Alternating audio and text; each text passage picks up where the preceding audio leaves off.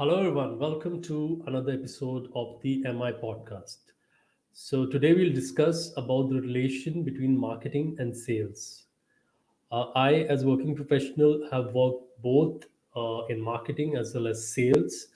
I have done in capacities of B2B and B2C also, and in different industries. So I would like to kind of talk about that. That's why I made this episode so that we all get a good overview of how these two departments should work, how the professionals there, what skills they should have, what they should do, so that they are with each other, they work well, and also in their own profiles they prosper, and collectively, if these two really work in sync, then it is amazing for the company. That company will have a lot of growth.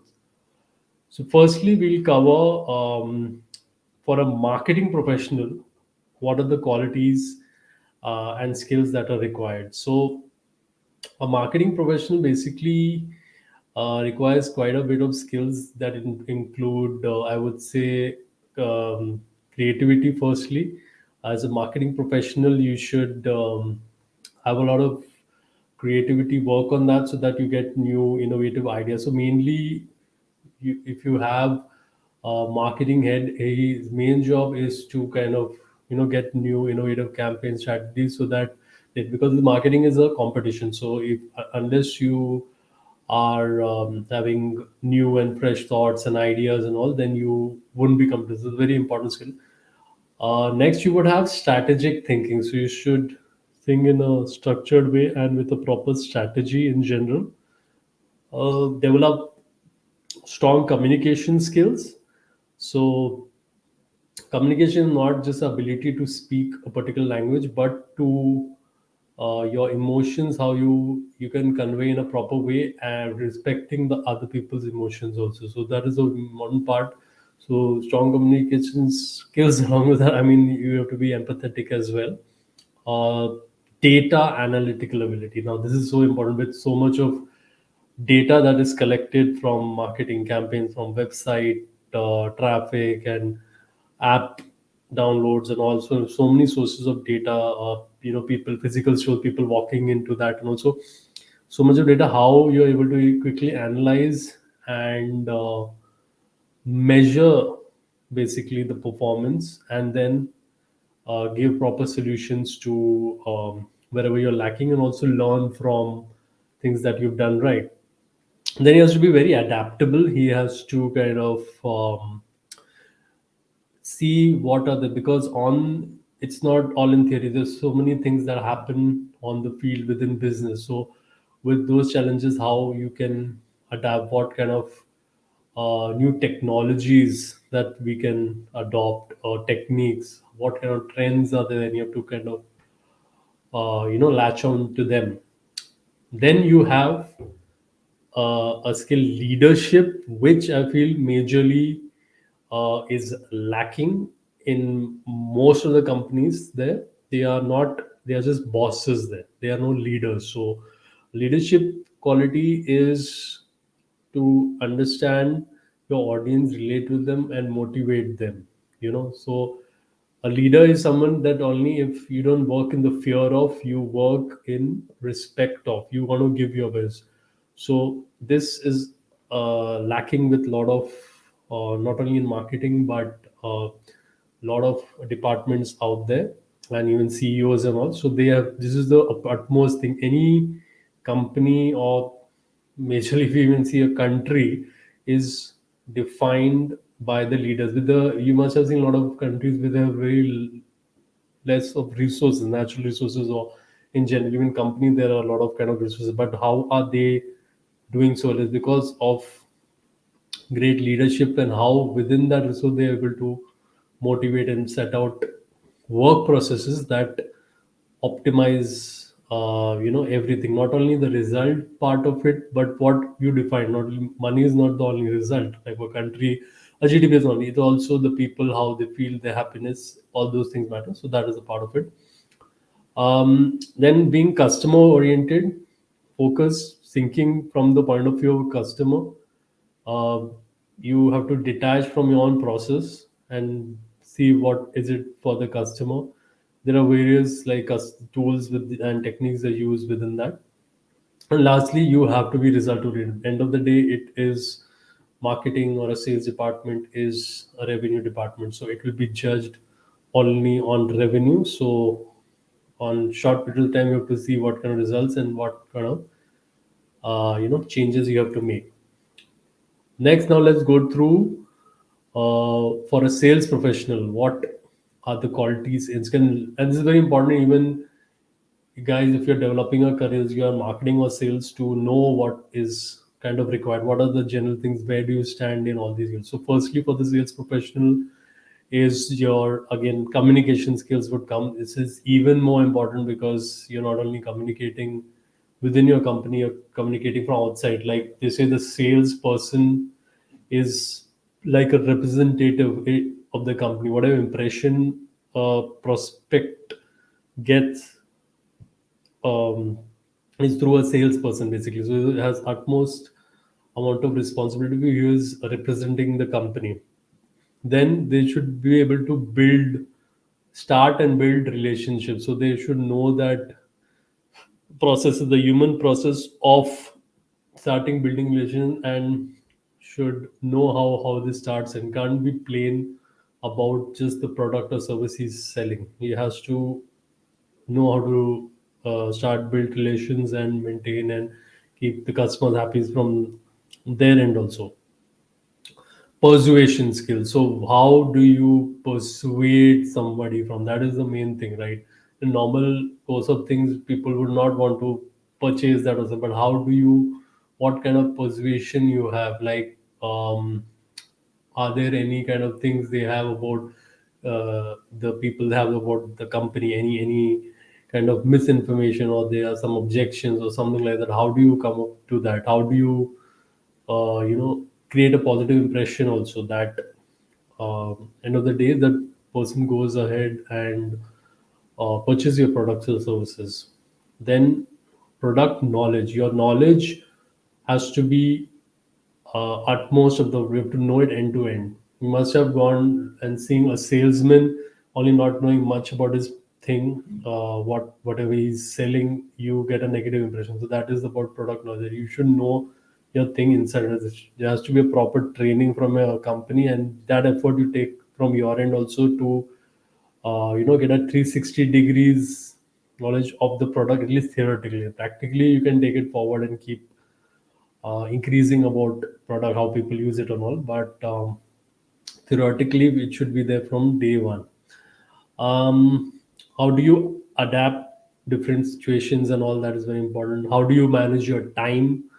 uh, Very important, because a lot of meetings you should know which leads, hot, cold, medium, whatever, which you have to pursue, or not, which are most probably going to be larger sales and it's worth spending more time on this. You have to be able to judge quickly and manage your time well. Also be results oriented like the marketing person, and most important, resilience. Not only as a salesperson, anyone out there, you have to be resilient. Things today are quite difficult, don't come in your lab, lot of things. And you have to be resilient. If you give up, then there is no hope for you basically. But if you keep trying and all, something or the other works out. Then you just give up, then you're not doing anything. So that is not the good attitude to have. And a salesperson has to be the biggest optimist out there, right? You can't be a, you know even between pessimistic and optimistic, there like a middle ground kind of. You have to be really optimistic, because sales, I've seen in the sales world, sales can happen from anywhere, right? You don't expect somewhere it'll come out. So you have to have that positive and keep pushing, so that somewhere or the other, I mean, it's like you're digging and all, and suddenly you get cold from somewhere you don't know. So, but basically, is having a positive attitude, and going for things, and trying to optimize your time and everything, and trying to do very well for the company. Awesome. Now, more about the topic that what we are talking about is the relation between marketing and sales in the company. So they work um, in tandem basically, but what they are two end of the day, they are not, you can say, interrelated, but it's not the same thing. Obviously, in smaller companies, I would say generally at the head, you go to marketing and sales guy would be there. So basically, I would say when even when you used to, we all have done, studied marketing, sales, and general question is like, what is the difference between marketing and sales? And we used to basically say is marketing is creating the value and sales is delivering the value. So imagine you have a shop, right? And basically, whatever activity you do to get people to that shop is marketing. So to get people to the shop, maybe I put out, a standee there, some hoardings there, have some Facebook ads. I can have some influencer talking about my thing. For whatever I do to bring the people to the shop is simply marketing. And then sales would be when they come to my shop, how do I convince them to buy something that would come under sales basically. So definitely marketing, I would say there is more, I would say, a training required in that, where you have to generate that. So first thing is so difficult is generating the value, right? You have to know, like it's like getting into, the psyche of the person, what he motivates and what is not, what is wanted in product. Marketing even begins before you have created a product service. So it's so intrinsic of what you create. Like there are so many products which are the same out there, the same maybe t-shirt is there or any clothes. Why is one selling for say 2000 rupees and one is selling for 100 rupees or something? Because that is the brand that they will, that is part of marketing branding over a period of time, and they've delivered on that. And how basically that perception is that, so game of perception that they've developed. So and then you in sales you would have is the skills to interpersonal skills to get the job. Because generally when you're talking about, I'm not talking about a digital sales or something where somebody goes on the website. I'm talking more of a person being convinced to buy something on the store in a physical store, or in over a period of time, in like when they say large ticket sales that are generally in B2B products or services or something. So um, more of relations, people, persons, and even knowing your product up to a level and all. But this is the way I would say the relation between marketing and sales is, one is creating and one is delivering. Basically, that would, I would say, even in a strategy, making is one thing, but then the sales has to deliver that once that strategy is made. So that is where it goes hand in hand. In both cases, I would say there is a give and take. You could be creating in some, delivering in some, but majorly, if you simplify, that is how you would say the relation between marketing and sales. Yes. So now, how should the marketing department work with the sales department? Because um, this is I've worked in both departments also, and also worked in a capacity that I'm doing both for a company.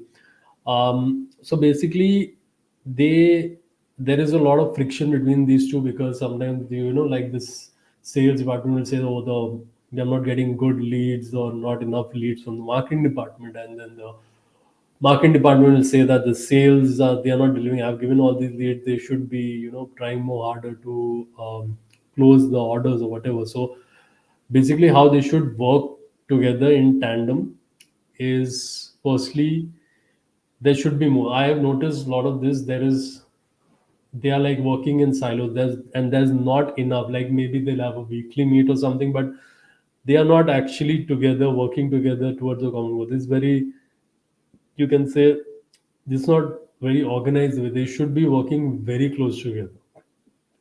Like marketing and sales people should be meeting quite regularly. Like you can even have a daily meeting or something like this. But This all efforts have to be done. Many companies they don't do it, and then there's a lot of friction, and then the end of the day, company only loses out in that. So, firstly, they should have shared goals that are defined. What is it that we are working towards, and how we can help each other in that. uh, Information sharing has to happen with all these meetings and interaction.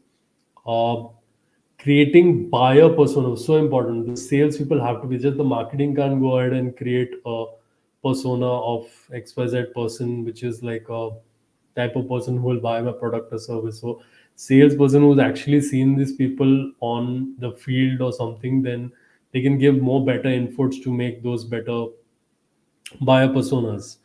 uh, Create a proper process. How do you, even once you get a lead, how do you nurture? Because now getting a lead also is can be easy because of the online world. You can just create a good Google ad and somebody can fill your form, but you have to nurture it. So how do you do that? There has to be a good process where it helps the salespeople, like whether you have your retargeting ads happening or personalized content that has been given through email or WhatsApp and or various other channels that you can reach, your leads. So that process has to be the sales. This is a very major, lead nurturing is a major process, because leads could increase, but are they converting? That's because they are not being nurtured that well, and people's demands also increasing to get more information and more personalized communication from the company. So that is how you have to up your efforts in this whole process. So, and lastly, collaboration. When you're having these campaigns, marketing department creates any kind of campaigns that it's going to execute via email or social media or any kind of other paid campaign. So the sales people should be kind of part of it, not only in the input but also of executing on those campaigns when you get that leads or interest and all that from it. So how do you kind of go about at that time and trying to optimize the results in it for them? That you're getting that amount of good data that you can work on and deliver to the particular the value that sales is about, basically. Yeah. Awesome. So it's been a good session on the relation between marketing and sales. Both should work very closely with each other. It should not be like a blame game happening. It should be more working and hand in hand, because each is actually dependent, majorly dependent on each other for success. So the closer you work with each other and with empathy and have a proper reporting process and proper communication and organized you framework of what are the results or goals that you've kept and what can be done in further in terms of improvement, that will be great for the company. Thanks a lot, thanks for your time, and so until the next episode, I'll see you. Take care. All the best.